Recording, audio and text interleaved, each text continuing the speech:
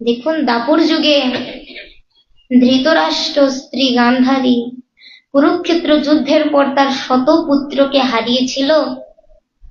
তখন স্বয়ং ভগবান শ্রীকৃষ্ণকে তিনি জিজ্ঞাসা করেছিলেন যে আমার গত 50 বছর জনম আমি কি কি করেছি, আমার কি সুকৃতি কি দুষ্কৃতি, সকল কিছুই আমার মনে রয়েছে।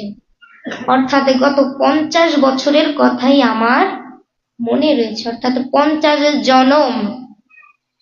তো গান্ধারী প্রশ্ন করেছিল যে ওই 50 জনমে আমি এমন কোনো পাপ কার্য করিনি যে আমায় এই শত পুত্র নিতাই গৌর হরি বলা হারানোর এইরকম ব্যথা পেতে হবে।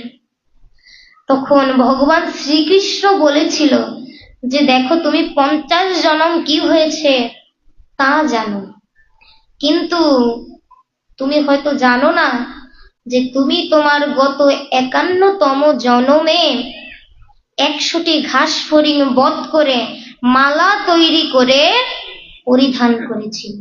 সেই পাপের কর্মফল তোমার এই জন্মে এসে ভোগ করতে হয়েছে, তোমার শত পুত্র হারাতে হয়েছে।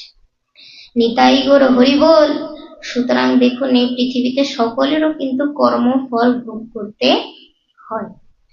যাই হোক ভাগবতগণ, সুতরাং এখানে স্পষ্ট প্রমাণিত হয় যে জগতে কারণ ছাড়া কিছুই হয় না। ওই যে 100 ঘাস ফড়িং নিধন হয়েছে বলেই এই জন্মে এসে কিন্তু গান্ধারীর 100 পুত্র হারাতে হয়েছে। কারণ আছে বলেই তো হয়েছে, অকারণে তো আর হয়নি।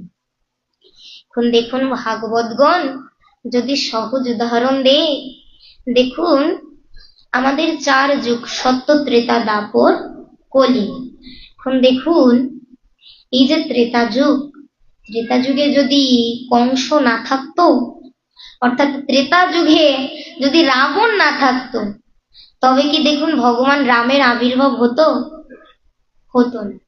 ঠিক তেমনি দাপর যুগে যদি শিশুপাল জরাসন্ধ দুর্যোধন এবং দুরাচারী কংস না থাকতো, তবে কি ভগবান শ্রীকৃষ্ণের আবির্ভাব হতো না। কোন প্রশ্ন করতে পারেন যে এই যে কলিকালে শ্রীকৃষ্ণ চৈতন্য মহাপ্রভুর আবির্ভাব যে হয়েছে তার পেছনে কি কারণ রয়েছে? কারণ আপনি প্রশ্ন করতে পারেন যে ত্রেতা এবং দাপর যুগে অসুরদের বৈশিষ্ট্য ছিল। কেমন বৈশিষ্ট্য? অসুরদেরকে দেখলে বোঝা যেত